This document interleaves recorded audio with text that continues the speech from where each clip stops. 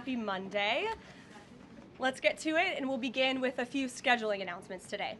President Trump will be hosting the Canadian Prime Minister Mark Carney tomorrow for a working meeting here at the White House. On Thursday, the president will host his 8th cabinet meeting alongside his incredible team.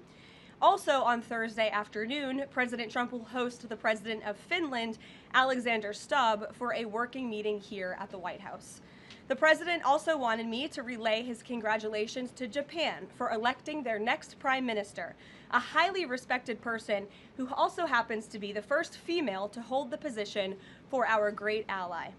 While President Trump continues to negotiate peace deals, meets with world leaders, and celebrates the 250th birthday of our United States Navy, as you saw he and the First Lady do just yesterday, Democrats, unfortunately, are continuing to play political games.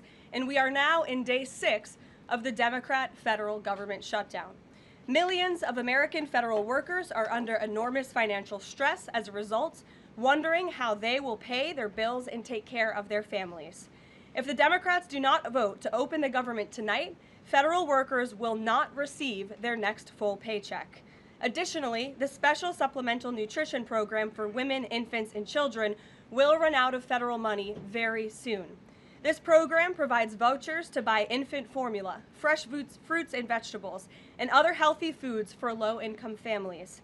It can be easily fully funded if Democrats simply vote tonight to reopen the government. Also, our incredible military service members who risk their lives to preserve and defend our country are now working without pay and will miss their next paychecks if this Democrat shutdown does not end tonight. The Republican-backed clean and nonpartisan funding bill fully funds this important food aid program, gets our troops paid, and reopens the government.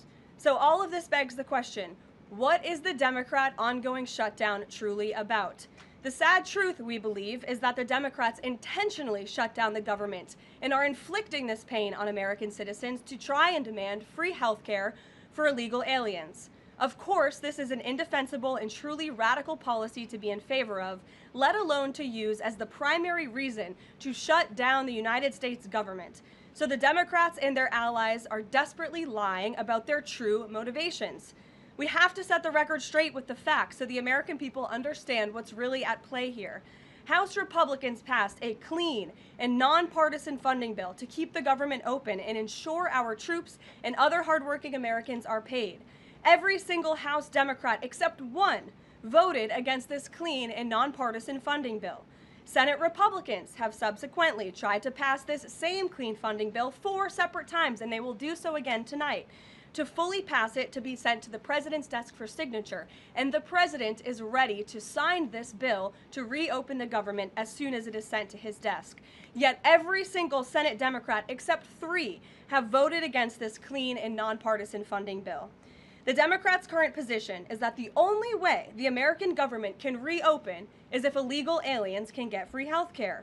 Don't take my word for it, just look at what's inside of the Democrats' proposal to reopen the government.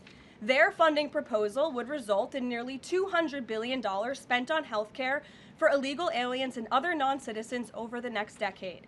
To put this in perspective, $200 billion is enough money to fund the entire children's health insurance program, which provides health insurance to low-income children and women.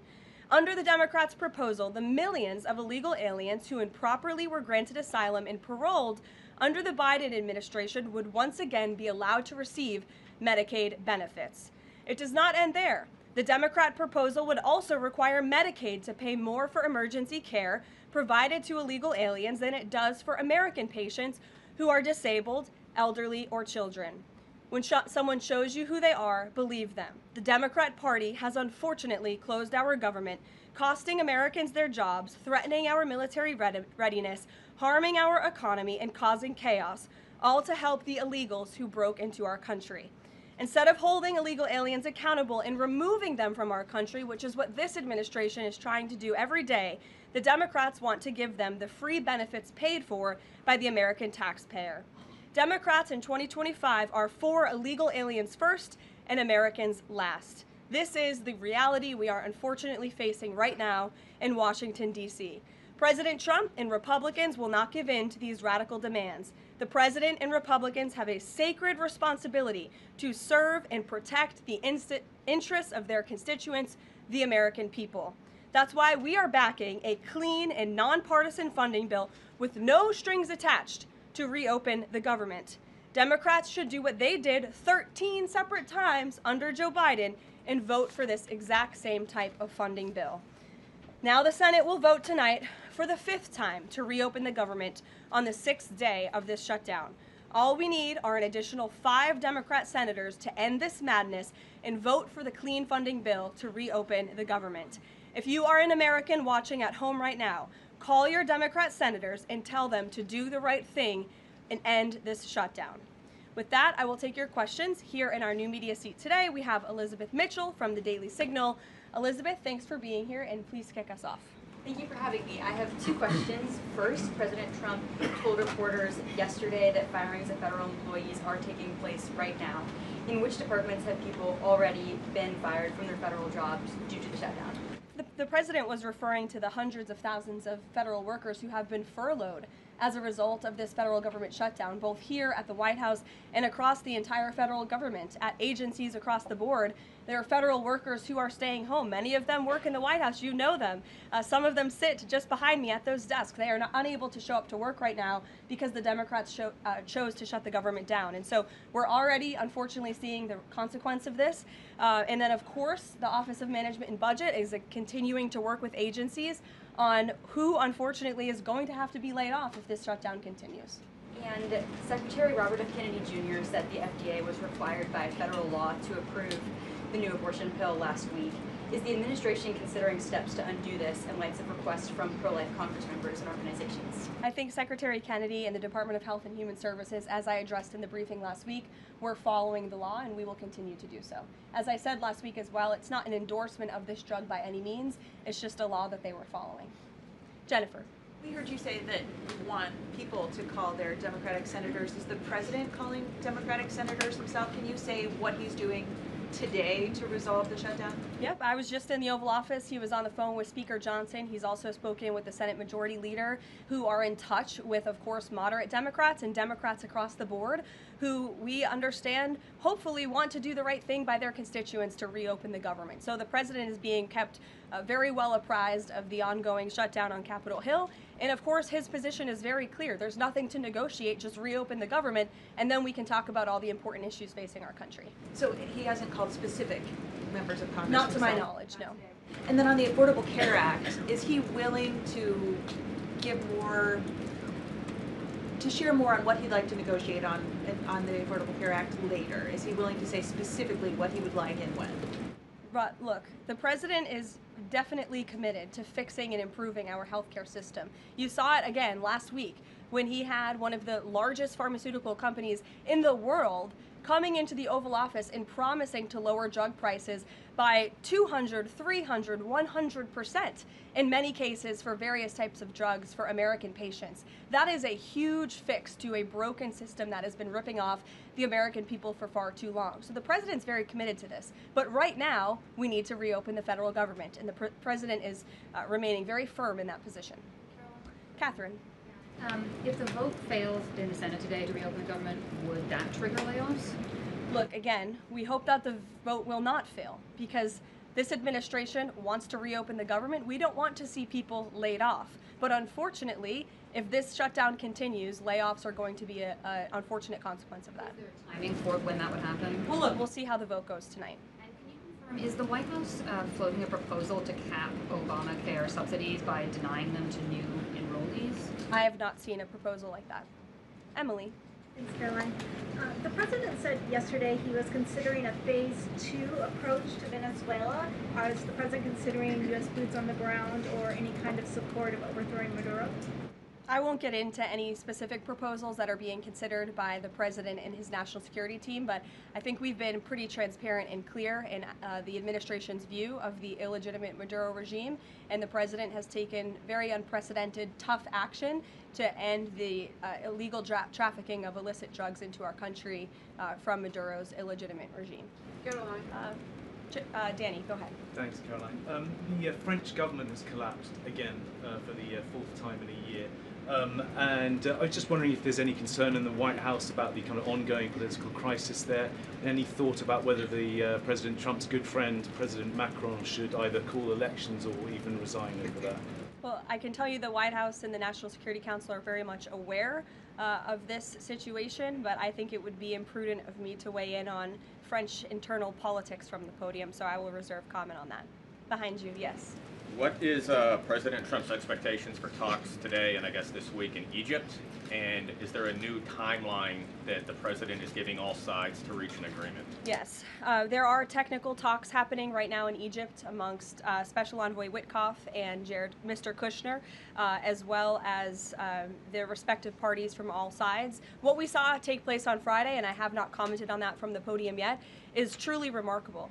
You've seen all sides of this conflict agree that this war needs to end and agree to the 20-point framework that President Trump proposed. It's an incredible achievement, and the administration is working very hard to move the ball forward as quickly as we can. The president wants to see a ceasefire. He wants to see the hostages released, and the technical teams are discussing that as we speak to ensure that the environment is perfect to release those hostages. They're going over the lists of both the Israeli hostages and also the political prisoners who will be released, and those talks are underway, and the president is very much on the ball and is being apprised of this situation. The president had given a Sunday evening deadline. Obviously, the negotiations have extended that, I imagine. What is that new deadline? Does the president have a time frame in mind to see this phase implemented? Well, the Sunday evening deadline was to hear back from Hamas on the proposal one way or another. And of course, on Friday, Hamas put out a very clear statement in the president's view that they accept the president's framework, and that's why those technical talks are now underway. But again, we want to move very quickly on this, and the president wants to see the hostages released as soon as possible. Steve. How long do you expect those technical talks to last, Caroline? I don't want to draw a red line up here, Steve. Of course, it's very important, as I just mentioned, that we get this done quickly. That's how the president's team feels, so we can get some momentum, get the hostages out, and then move to the next part of this, which is really ensuring that we can create a lasting and durable peace in Gaza and ensure that Gaza is a place that no longer threatens the security of Israel or the United States. What do you expect to be on the agenda for the president's meeting with the Prime Minister of Canada tomorrow? I'm sure trade will be a topic of discussion tomorrow and all of the other issues that are facing both Canada and the United States. I know the president looks forward to having that discussion with Carney in the Oval Office. Caitlin.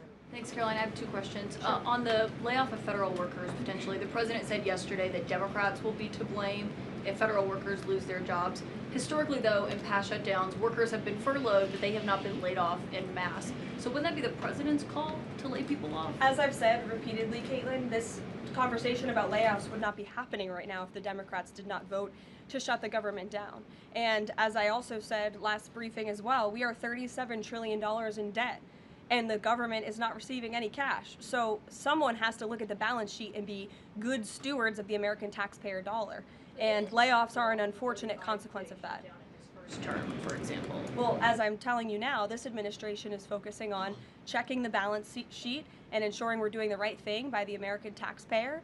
And again, these conversations about layoffs would not be happening in the White House today if not for the Democrat shutdown. And they have a choice to change that. They have another opportunity tonight to do the right thing to reopen the government.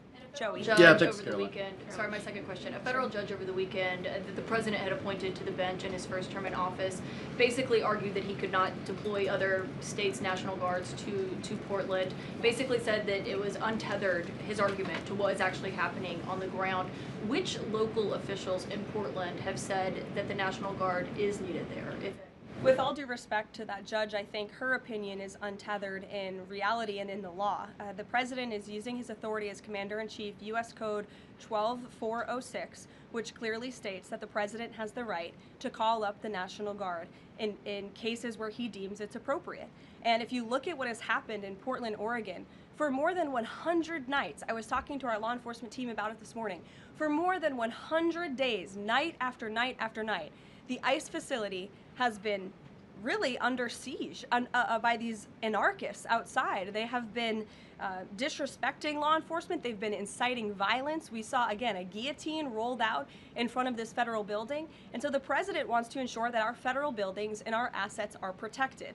And that's exactly what he's trying to do. And ultimately, in the case in Los Angeles, that judge ruled in the Ninth Circuit, that panel of judges ruled that those troops could remain and that the president was well within his authority to do so. So we are appealing that decision. As you know, we expect a hearing on it pretty quickly, and we're very confident in the president's legal authority to do this, and we're very confident we will win on the merits of the law. But no local officials that you can point to that have said we need the National Guard? Because I spoke to the police chief of Portland last week. He said that the president's claims just don't match up with what's happening on the ground. I would encourage you as a reporter to go on the ground and to take a look at it for yourself, because there's been many members of the press, not press in this room, but independent journalists, some of whom we'll be inviting to the White House very soon to share their stories, because they have been in the middle of these riots and they have witnessed the anarchy that is taking place night after night. It's on video. You should play it on your show. You have a great opportunity on prime time on CNN to show your audience. Yeah, but you're probably talking to partisan Democrat officials who are opposed to everything this president does.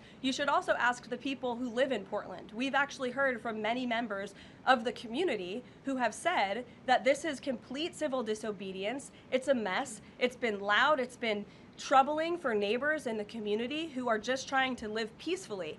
And these people are not there to peacefully protest. They are there to cause mayhem and havoc. Yeah, Karoline. Stephen, go ahead. Thank you, Karoline. Two questions. First, do you have a reaction to reports that thousands of Cuban troops are deployed alongside Russia fighting in Ukraine? And on a very different matter, the president last week floated in an interview with our colleague Daniel from One America a rebate for tariffs of up to $2,000 per person. Is that plan contingent on the Supreme Court's upcoming ruling on the legality of the tariffs? And is the White House preparing for legislation to make that happen? Sure. On the first point, I have not seen that report, Stephen, but I'll check in with our national security team after this and we'll get you an update. To your second point about the tariff rebates, I think it's an idea that the president has discussed and floated with his team of advisors, but no decision has been firmly made at this point in time. Why don't we go to the back? Owen. Good afternoon. Good afternoon. A few days ago, President Trump demanded Jay Jones of Virginia get out of the race for condoning political violence in a text message against a Republican politician a few years ago. He hasn't left the race. He hasn't dropped out. What's the president's reaction? Well, as you know, I'm not at liberty to discuss political races from the podium. I think the president himself made his position very clear, and I think anyone could agree the messages that were sent by this Democrat nominee for Attorney General in Virginia are really shocking, alarming, and completely unacceptable.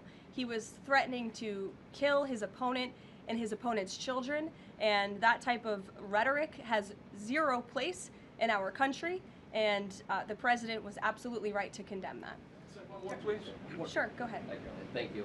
The Democrats have questioned and scrutinized the president's comments about using potentially the military, American cities, as training grounds for the military.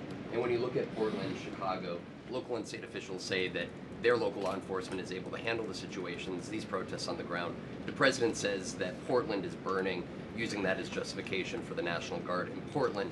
But when you look here in Washington, D.C., the president just last week said it is now a completely safe city, and there are still National Guard members on the streets that are not involved in ICE activities. Can you provide the justification for the White House here in Washington, D.C., why the National Guard members continue to be out on the streets? Because Washington, D.C. has invited the National Guard here. Why?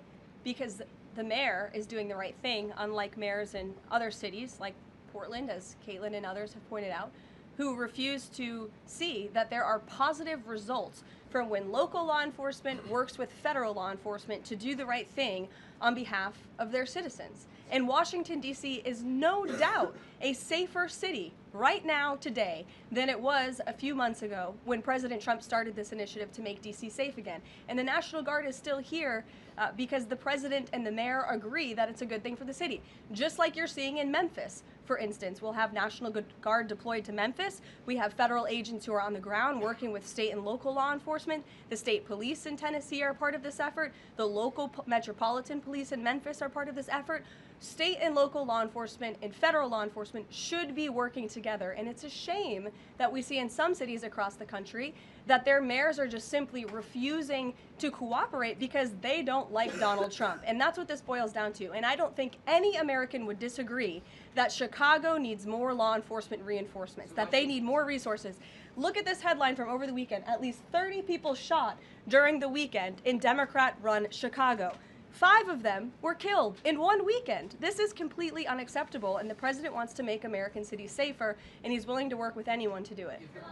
If the courts allow you to ultimately send in the National Guard into Chicago and Portland, do Democrats not have reason to be concerned that there are long-term plans by this administration to keep U.S. military or the National Guard in American cities, like what we're seeing here in Washington? Why should they be concerned about the federal government offering help to make their cities a safer place? They should be concerned about this. They should be concerned about the fact that people in their cities right now are being gunned down every single night. And the president, all he's trying to do is fix it. And there has been a complete smear campaign by the Democrats and the media, quite frankly. I was reading Political Playbook this morning, one of the most inside the Beltway newsletters you can find. And you guys are framing this like the president wants to take over the American cities with the military. The president wants to help these local leaders who have been completely ineffective in securing their own cities. And we have already seen there's a positive formula for that. Look at Washington, D.C. The murder rate has declined significantly. Our streets are safer. People who live here feel safer. All of you in this room, I know you do, you just won't admit it. And it's a proven system that works, and the president wants to make America's cities safe again. And I don't think there's anything wrong with that. Michael. Thank you, Caroline. 2 questions, if I may. Because the mayor wants them. Michael. These talks in Egypt, if Hamas does agree to relinquish power and give it up, cede power to this transitional technocratic government, if that does happen, would the Trump administration then recognize a Palestinian state? Look, I don't want to get ahead of the technical talks right now, Michael. They're extremely sensitive.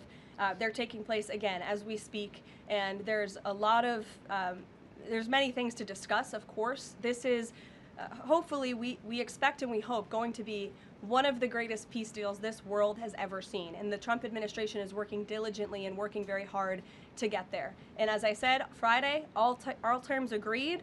We have the Arab countries who are working with us. Of course, Israel has been incredible in cooperating with the president's plan and agreeing to it. And we're very hopeful, and we expect that to continue. Caroline, you tweeted about this over the weekend. Thank you. I was going to you in the blue shirt and tie. Oh, thank you, yes, Caroline. You're welcome. The Daily Mail. Today, the Supreme Court declined to hear Ghislaine Maxwell's appeal. Will Trump rule out granting her clemency? Is that something the White House is considering? It's not something I've heard discussed. And we don't comment on clemency requests that may or may not have been made, but I'm certainly not tracking that one at this point in time. Caroline. Jordan, go ahead. Thank you, Caroline. So we're talking about these radical groups in Portland and Chicago. I know the president has spoken about potentially going after George Soros with RICO charges and for funding all of this violence. Has there been any update on that? And also, is the administration looking into the other nonprofits, maybe taking away their 501c3 status for funding this violence? And one more question. Sure. The financial backing of these groups, particularly Antifa, is certainly something the administration is looking into aggressively. And the federal government has never really been mobilized or tasked with doing that. So we're kind of kickstarting that into gear. The FBI is working on it alongside the White House's Homeland Security Task Force. We have our intelligence community looking into this as well. And even the Secretary of Treasury is involved with these matters since they are financial in nature. And we will continue to get to the bottom of who is funding these organizations in this organized anarchy against our country and our government. It's a question the American people have been begging the answer for many years, and we're committed to uncovering it. And when we do, I'm sure you'll be one of the first people to know. Separately, Caroline. Thank you. So Gaza, under the president's plan, is going to be governed by a transitional governance of a technocratic, apolitical Palestinian committee. committee made up of qualified Palestinians and international experts. Now, given how radicalized the Palestinian population is in Gaza and in the West Bank, can you offer some insight or guidance into who are some of these Palestinians that are going to be considered for leadership roles in Gaza, and where are you going to be finding them, and do you have any names? We're not quite there yet, Jonathan. The president believes peace is possible in Gaza, and that's why he presented this detailed and comprehensive plan. The first step of that is securing a ceasefire and releasing the hostages, and then those conversations about ensuring a durable and lasting peace can continue. But what do you need to have peace in a region like Gaza that's been war-torn for far too long? You need security guarantees, and you need good governance. And so those will be two of the priorities that this administration is focused on. If I may, the president has said he wants the government to reopen this week in a deal. What's going to happen by the end of the week if there's no deal? What's the White House prepared to do? With no deal with what? To reopen the government. Look, as I said, unfortunately there's going to be a lot of pain inflicted. There already is on the American public, on our troops who are not being paid, again on women and young children who depend on critical food assistance. We hate to see this, and in fact the Office of Management and Budget is trying to do everything they can to find funds to get out the door for these vulnerable populations in our country. Again, we shouldn't be having to do that. The Democrats have a chance to change course tonight. I believe the vote's taking place at 6:30, and we urge Democrat senators to vote to reopen the government and to do the right thing. Thanks, guys.